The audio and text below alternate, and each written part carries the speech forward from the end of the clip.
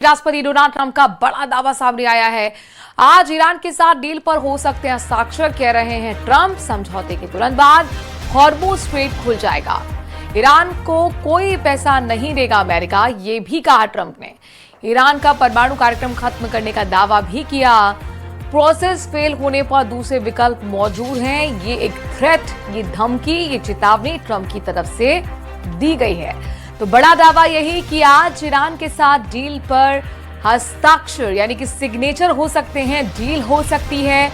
और साथ ही ट्रंप कह रहे हैं कि समझौते के तुरंत बाद स्ट्रेट ऑफ हॉर्मुज भी खुल जाएगा।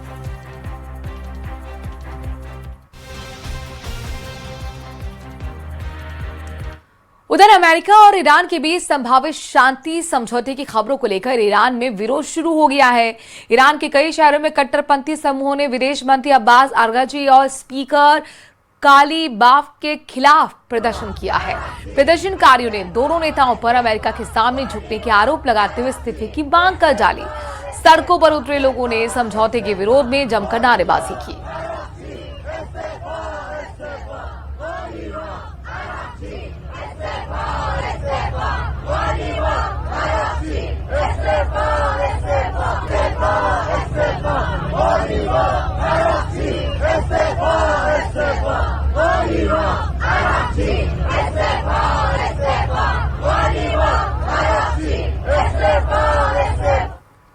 तो ईरान और अमेरिका दरअसल पाकिस्तान ने इनको लेकर 24 घंटे में डील होने का दावा कर दिया है, जिसे ईरान ने सिरे से इनकार कर दिया है और अब दावों को महज अटकलें बता दिया है। उधर जिनेवा में अमेरिका ईरान के समझौते होने से पहले इजरायल ने बड़े हमले की धमकी देती है। नेतन्याहू ने ऐलान किया है कि जब तक वो इजरायल के प्रधानमंत्री हैं, ईरान को एटमी बम नहीं बनाने देंगे। उधर ईरान ने अपने इस्फा एटमी सेंटर के सभी एंट्री गेट्स को बम लगाकर बंद कर दिया है। इस्फान साइट के पास बारूदी सुरंग भी बिछा दी गई है और इन सब के बीच तुर्की ने इजरायल से डायरेक्ट युद्ध के सिग्नल दे दिए हैं।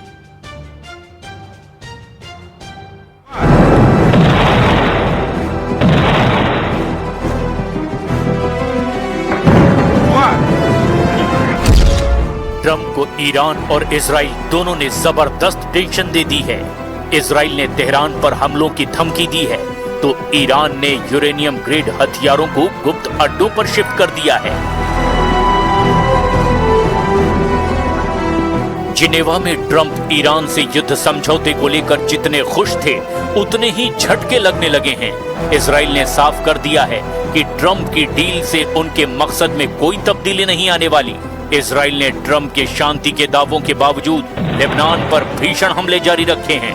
नेतन्याहू ने ईरान को धमकी दी है कि जब तक वो इजराइल के पीएम हैं, ईरान को एटम बम नहीं बनाने देंगे, क्योंकि अगर वक्त रहते ईरान पर हमला नहीं होता तो वो एटम बम फोड़ने की तैयारी कर रहा था।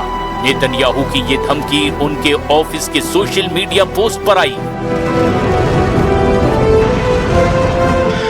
दूसरी तरफ ईरान ने भी इजराइल को धमकी दी है कि ट्रंप से चाहे जो भी डील हो, अपना यूरेनियम उन्हें नहीं सौंपने वाले।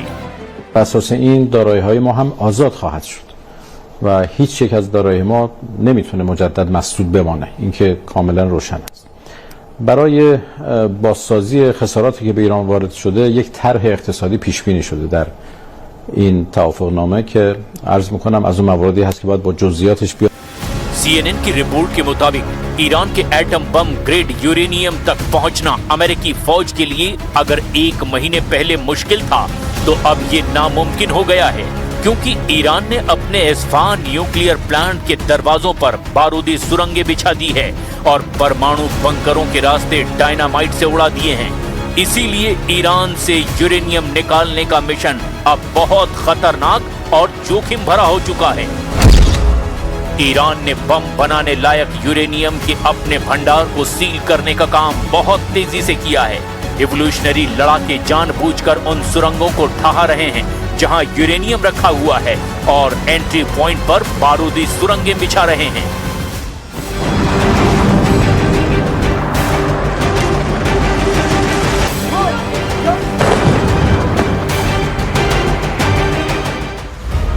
ईरान के पास 440.9 किलोग्राम यूरेनियम का अनुमान लगाया जाता है।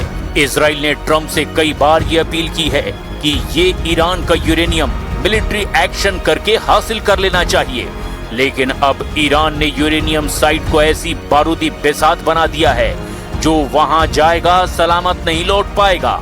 इस खबर के पीछे एक और खौफनाक थ्योरी सामने आ रही है।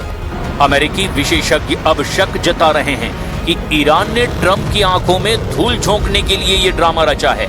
आशंका ये जताई जा रही है कि एस्फान एटमी सेंटर के मलबे के नीचे अब कुछ ही नहीं बचा है, क्योंकि हथियार ग्रेड यूरेनियम को रिवोल्यूशनरी फोर्स पहले ही गुप्त अड्डों पर शिफ्ट कर चुकी है।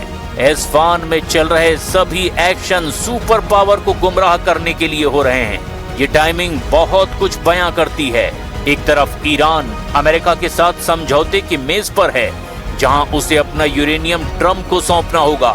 वहीं दूसरी तरफ ईरान ने एस्फान के सारे गेट बंद कर दिए हैं, ताकि ये कहा जा सके कि वो चाहकर भी यूरेनियम बाहर नहीं निकाल सकता, क्योंकि सभी रास्ते बंद हैं।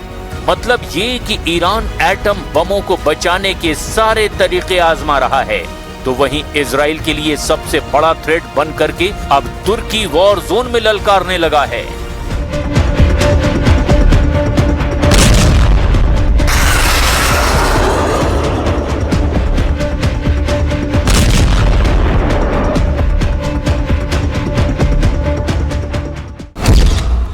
यरूशलम पोस्ट की रिपोर्ट के मुताबिक तुर्की ने इजराइल से युद्ध की तैयारी शुरू कर दी है। इसके कई सिग्नल मिले हैं, जैसे तुर्की ने सैन्य नियमों में बड़े बदलाव किए हैं। एर्दोआन ने आपातकालीन शक्तियां बढ़ा ली हैं। तुर्की ने मिसाइलों और ड्रोनों के प्रोडक्शन में तूफानी तेजी लाई है। तुर्की के लीडर लगातार इजराइल विरोधी बयानबाजी कर रहे हैं। एर्दोआन हर मौके पर नेतन्याहू को विलन ठहराते हैं। स्वयंभू खलीफा एर्दोआन को इजराइल से कई हिसाब चुकाने हैं, क्योंकि उन्हें डर है कि इजराइल आज नहीं तो कल उन्हें टारगेट पर जरूर ले सकता है। तुर्की और इजराइल की पुरानी दुश्मनी भी युद्ध की बड़ी वजह बन सकती है। इजराइल ने जब कतर पर हमला किया था, तो सबसे ज्यादा अगर किसी देश ने नेतन्याहू को बुरा भला कहा तो वो तुर्की ही था। उधर लेबनान में हिजबुल्लाह ने इजरायल ड्रोन को मार गिराने का दावा किया है। हिजबुल्लाह की ओर से जारी वीडियो में एक ड्रोन को हवा में निशाना बनाकर तबाह करते हुए दिखाया गया। हिजबुल्लाह का दावा है कि इस कार्रवाई में ईरान निर्मित 358 लोइटरिंग एंटी एयर मिसाइल का इस्तेमाल किया गया है।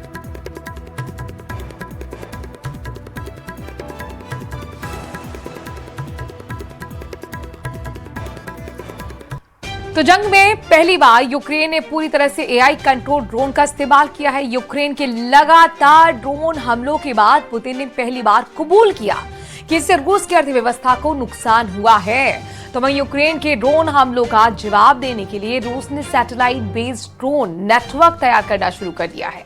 यूक्रेन का दावा है कि इस जंग में अब तक रूस के 13 लाख से ज्यादा सैनिक गंवा दिए गए हैं।